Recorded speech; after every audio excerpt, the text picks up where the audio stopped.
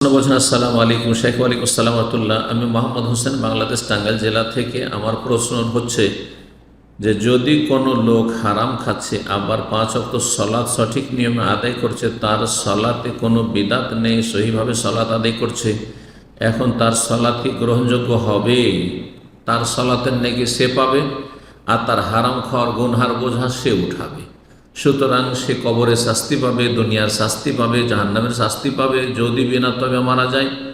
আর এইরকমই হচ্ছে, অনেক নামাজি আছে কিন্তু বিভিন্ন রোগে আক্রান্ত, বিভিন্ন বালা মুসিবত বিপদগ্রস্ত দুনিয়াতে, আর কবরের আযাবের সম্মুখীন, আর তারপরে শাস্তি টাস্তি ভোগ করে যদি সে কোরআন সুন্নাহ অনুসারী সহি আকীদা হয়, তাহলে কোনো এক সময় জান্নাতে যাবে। যেমন ফাসেক লোকদের অবস্থা, সেও একজন ফাসেক। জি, তার মধ্যে হাসানাত রয়েছে, ভালো রয়েছে, আর মন্দ রয়েছে।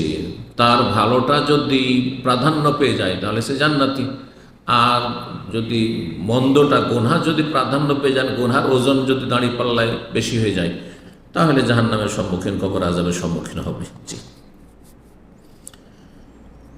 তারপরে বলছেন যে আল্লাহর দরবারে সলাতের জন্য কি সে নেকি পাবে?